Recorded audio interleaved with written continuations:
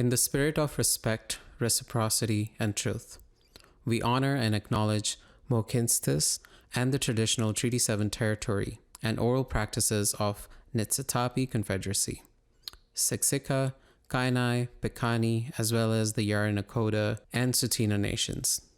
We acknowledge that this territory is home to the Métis Nation of Alberta, Region 3, within the Northwest Métis homeland. Finally, we acknowledge all nations, Indigenous and non, who live, work, and play on this land, and who honor and celebrate this territory.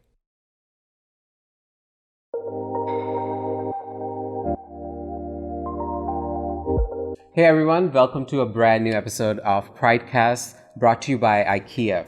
I'm your host Sumit, my pronouns he and they, and I handle production and programming at Calgary Pride. Calgary Pride's focus this year is to create space and visibility for the folks who live in our city and have interesting identities within the 2S LGBTQ community. Join me every Friday where we will feature changemakers of the past, present, and the future, sharing their journeys of pride. Our first guest is Trevor Xu. Trevor is an avid Instagrammer and a photographer who navigates his creative journey by inspiring intersections of 2S LGBTQ community and the folks who are struggling to find their place in the community. He's here to share his journey of pride and share his journey of becoming comfortable with his sexuality given multiple conflicting identities as being openly gay, Chinese, and Muslim. Welcome, Trevor. Thank you for being here.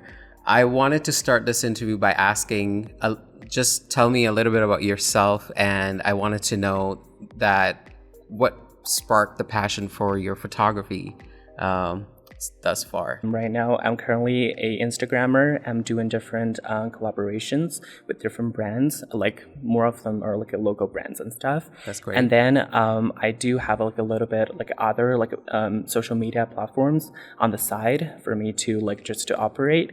And then I'm currently also a very proud student. I think I still go to college. Yeah, it's not like other different people, like they just quit college for their career and stuff. I still go to college. I'm doing business marketing, so which is very, very related to my career.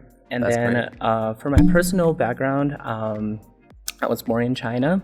I'm in Chinese, and then I moved to the United States when I was 9 years old. And then back then I was just traveling back and forth between China and America, and finally settled when I was 11, 12 years old. So after I finished my middle school, I moved to Canada for high school and college. So yeah, from like till this year, I think I've been in Canada for like almost 5 years. That's great. Yeah. I love the part that you're saying America, because that's such a classic immigrant term that we use all the really? time. I love when people say not United States when they say America. Oh, Yeah. I see. And for my photography journey, I think I love photography very much because I love like the process of doing photography. It's like you're working towards the final result. You know, you're taking like efforts and then you catch a beautiful moment. And then I think that's beautiful to me. And then I was also like a very ballsy child when I was little. My mom would take me to like those. A bit of a rebel, you say? Probably, yeah. To those like little Chinese like photography studios and get our like family photos done. So yeah, like I love being on camera and just take photos. That's great. Yeah. So Trevor, tell me, how have you established a good relationship with yourself, and how did you come to accepting yourself as who you are and your identity? So I think I'm in a very different phase in my life right now, because compared to like 2 years ago, I was a very, very probably like even like older before, like I was very, very shy and very like introverted. Really? Yeah. Can you believe that? And then yeah, that is true. And then I like realized something like to myself, which is if you want to have a good relationship with other people or like your surroundings, you have to have a good relationship with yourself first. Absolutely. Because yeah, if you are not like able to love yourself, how are you able to like love other people, right? So yeah, and then I was having like a lot of trouble accepting myself, like my identities per se. And then I really want to thank you to all of my friends, and especially when after I became more independent, like I started doing my small business or like little like my social media career, I have gained a lot of like support and help from other people. So that was a big part, like a big portion of my like coming out story or like my self-acceptance. Right. So yeah, I would just say like you need to be ready for yourself first, and Absolutely. then you would be able to like accept the people around you and the situations around you. And you have a lot of support. I remember you mentioning that a lot of your friends and your boyfriend at the moment have been super supportive of your journey thus far. Yeah, it's for sure. Like, my boyfriend has been really, really supportive. Yeah, and then I sometimes, for example, I'm a very independent person. Okay. But I also love to share my opinions with other people. But sometimes I'm just not too sure about myself. You know, I self-doubt a lot. So I think we all do. We all do these days, pretty much for everybody. Yeah. And then my boyfriend has been really supportive. He would accept everything from me. Actually, he would just love me for me, and then I just love this like positive energy from him, you know. Like these days it's really hard for people to like stay positive and like active. So I agree. Yeah. Active and positive. Yeah. It's been a challenge. Yeah, so I'm really appreciated. Yeah. So Trevor, what was the most difficult phase of your life and how did you overcome it? Like how did you navigate through that tough time? Back when I was 12 years old, I was kind of struggling with my sexuality because I didn't know if I was transgender.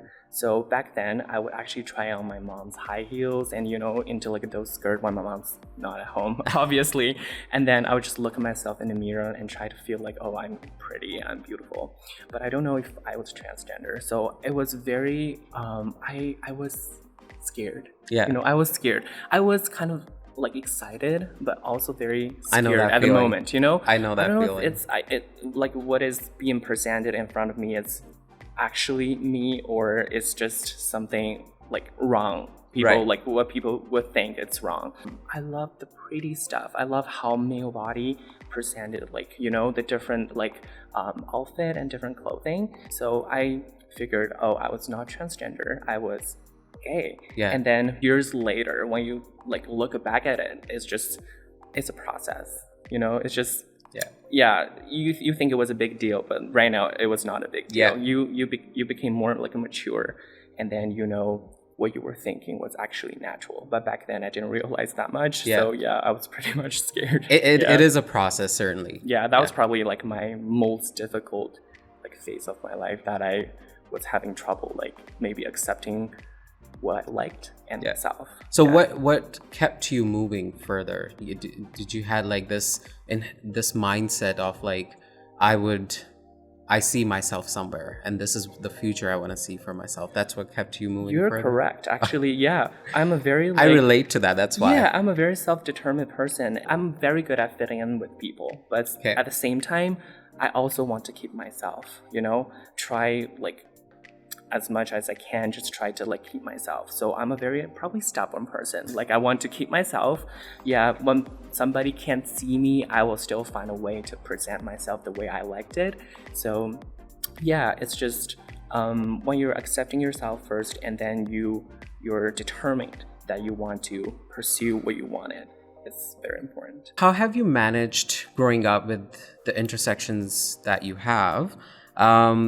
Navigating through the voices that tell you that you are either in the wrong or you're not right or you're supposed to be a certain way. According to my background, you have already known that me being myself growing up was absolutely wrong to other people. Absolutely. And then I was having, because I lived in China back then, and then especially I was born in a very like Muslim family, not like very Muslim because my mom is Muslim, but my dad is not. Okay. So yeah, but I spend majority of my time with my mom. So I'm pretty much like, it's very alike from my mother's side. So I'm kind of like very Muslim from her side. And then she gave me a lot of support when I was little. So I would say like I'm closer in the relationship with my mom. So, and then being Muslim is a very difficult thing. Like especially even in China, there's still like a small group of Chinese population who are Muslim there, and then it's just we were told to finish our life goals. There are certain goals that we were supposed to like finish, like you go to college, you get your degree, and then you get married, have 2 babies. Otherwise your parents will keep annoying you until you finish all of them. So I was pretty much growing up in that background.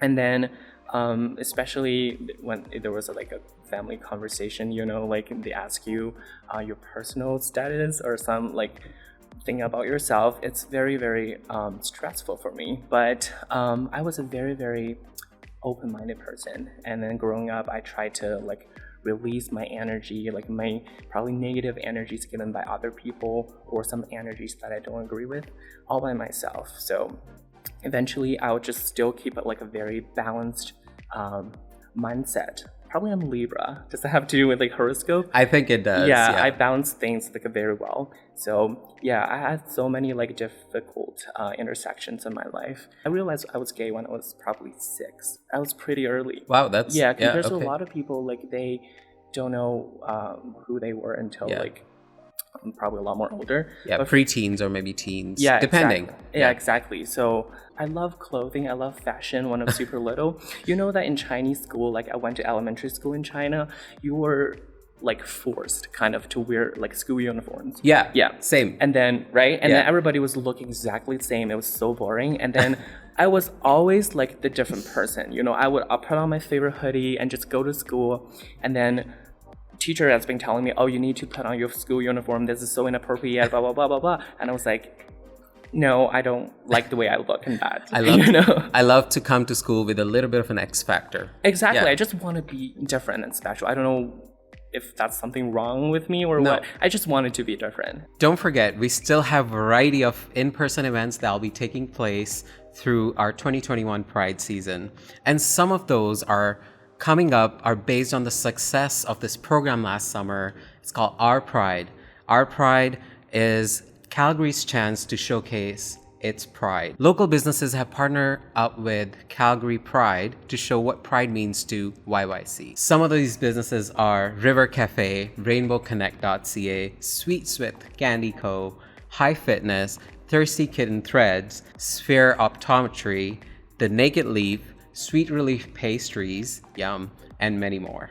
And some of our businesses are hosting exciting Pride-themed events, including Floating the Bow with the Paddle Station, Mini Pride-themed photo session with Westeros Media, and the Big Gay Anime Night by Oda Fest. For a full list of events and programming for Our Pride, visit calgarypride.ca. Finally, the Calgary Pride Festival takes place at Big Art Drive-In at TELUS Park, September 1st to 5th. In true Pride style, we are bringing you 5 days of events and programs that delight, excite, capture, captivate, and most importantly, celebrate the 2S LGBTQ community. The Big Pride Festival is free to attend, but for COVID safety, folks need to register in advance on ShowPass. Drive-in tickets go live on ShowPass this Monday, August 16 at 10 a.m. And you can also tune in from the comfort of your living room at calgarypride.ca/live. Calgary Pride Week runs officially from August 27 to September 6 with TELUS Park Drive-In, Our Pride events created by affirming businesses and happening all around the city. Take some time off and come have fun with us. I remember when we first had this conversation, you said, I'm going to quote you. All right. You said, educate yourself and what you want. Encourage yourself and stand up for yourself. Analyze problems on your own and their answers will be the same. I found that so profound. Really? Thank you. Very profound. Can you please share a little bit with our viewers that what does that mean for you, and how have you found space in queer community as someone who has so many multiple conflicting, identities? Educate yourself is what I meant by that was you need to actually be brave, and then to tell yourself that what you want is right. You're not like, well, I'm doing stuff I'm not too sure if this is right for me, but like this is what I love. So I mean, you need to just to go with the flow and just believe in yourself, and then do the stuff that you think is right. Absolutely. Is the best for you, I think. And then another one is sorry, I don't remember the second one. Yeah, so it was about the multiple conflicting identities, like knowing that you're going a certain way. But how did you navigate through multiple conflicting identities and be so sure that this is what you want? Oh, because when I was super little, actually, I had my future planned out for me already. What was your big bright picture of your future? So the first thing that I knew when I was super little is I was not able to get married in China because absolutely it was not allowed there. Right. And then I knew that because I was super little, I knew that somewhere in the future that I have to make some changes in my life. But I didn't know what it was. You know what I mean? Like go to different places, go overseas, blah blah blah. But right now, what I knew back then was like I'm not gonna stay in China. You know what I mean? So I was kind of planned to just not like escaping from China, but kind of like just change my life a little bit there. And then unfortunately, my family was having a little bit like issue back then.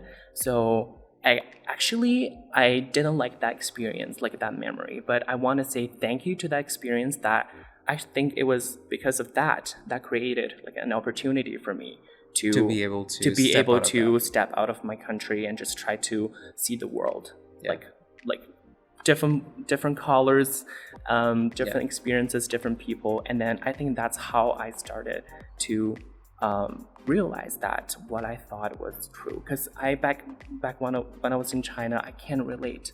I don't know how to talk to people about my feelings. I tried sometimes, but I just like, you either like freak people out or you just people think you're weird or like strange, whatever. You're just waiting for their reaction, and you're like, and exactly, what do you think? Yeah. Because it was more of like an Eastern culture. Yeah. But like when I was in the States, it was like a different like Western culture. So yeah, people often ask me whether you're from more like American or like more Chinese. I feel like I'm the perfect combination of the two cultures. Touche, I agree to that. Yeah. And then after I arrived America, I would just feel like, wow, it's a different country, it's a different like world I've never seen before. And then when I lived there for like a few years, and then during these few years I found a lot of people in common with me. Like I felt really, really happy and very like secure. It's actually, I'm not the only one. So Trevor, this begs the question that how can our ethnic and religious communities do better in supporting us queer folks? So personally, I'm not a very like religious person. I respect different religions, beliefs. People have their freedom to choose what they want to believe in their life, right? But the thing is, what they can do more is just try to show more visibility, to put this on the mainstream. Like people need to see more of their daily life. Actually, everybody is the same, no matter what is like where your background is, your ethnicity or your like religion, whatever. We all have the same issue. So yeah, I think what they can do better is just try to do more like specified like service or like support or help towards like to LGBTQ plus community. Trevor, we discussed your multiple identities. You're queer, you're Muslim, you're from China. What does this identity to you mean? And do you find value in these kind of labels, or do you just don't identify these labels and you're like, I'm just a human? I would probably say I'm 50-50. Okay. So I do appreciate my Chinese background because I do benefit from like in my life from my Chinese background sometimes, and then I love being like an individual having like different like a multicultural background. Absolutely. So yeah, I think it made my life more colorful. Yeah. And it's more special or different. Yeah. This is all I wanted, probably. Yeah. And then being Muslim, I do appreciate some values in there. And then I I'm openly Muslim too, because I tell people that I'm Muslim. Because a lot of people, they don't know actually Chinese people. Some of them Can are be Muslim. Muslim too? Can be Muslim. Like Yeah. yeah. I was born a Muslim, so I love my like different labels, identities. I don't deny them. I feel like it's always about balancing. Growing up, I have been trying to balance different labels of me and try to feel comfortable in between them. You know what I mean? It's just try to, I can be gay, I can be a model, I can be an Instagrammer, I can also be a Muslim, I can also be a Chinese person, you know? It's just, those are just different pieces of me. Do you have any advice for queer folks who are struggling with multiple identities and maybe recognize as not just one identity, or they have different background as an immigrant or anything as and such? What do you advise those folks?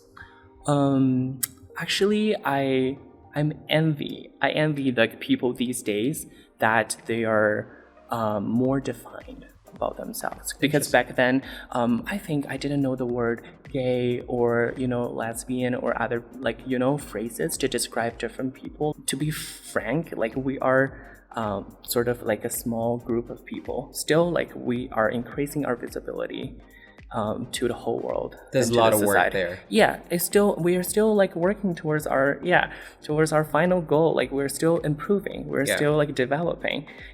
So like it's natural. It's very normal for you to have problems. But the thing is, I want them to be more brave, because these days people are having like better acceptance for different voices, different backgrounds, different stories. So you can easily just share your stories. Just try to find a way to express yourself, Try to tell like your friends, or try to reach out to people, for there are so many different associations. Because personally, I was having some issues as well, but I just envy like how supportive and helpful these resources are these days. Absolutely. I'm just I'll reach out. I've never thought like it would have been so easy for me just to do stuff that I've never imagined that I can easily do before. Absolutely. So yeah, I would just to be brave, to be yourself, to be the way you wanted yourself to be. Trevor, if people are wanting to follow your journey and your journey as a photographer, how can they keep in touch with you? So my Instagram username, it's my first. This is my biggest platform I'm working for right now. Is Trevor_0927. And then I'll be adding like a link tree there where people can have access to other of my social medias. I have so many different Pride content there that they're super cute. So if you're interested, Absolutely. I'm following you right after. All right. Thank you. Trevor, I want to thank you again for coming here and sharing your journey with Calgary Pride. I appreciate how much time and the energy it takes to be vulnerable in these ways, and can't say enough about the value you bring to the series and to the the greater 2S LGBTQ community in Calgary. Thank you. Thanks for having me. We would also like to spotlight some of Calgary Pride's partners who make programs like the Pridecast possible. TD, IKEA, Blake's, Transalta, Showpass, remember the big Pride tickets go live this Monday, Fairmont Palliser, Rogers Sports and Media, and of course, the many others who aren't listed here yet. Finally, a special round of applause to IKEA Calgary team for their resounding support. And don't forget to visit calgarypride.ca to find latest details on 2021 Big Pride Festival. Be sure to get tickets to all your favorite events. Join us next Friday for another episode of Pridecast. See you then.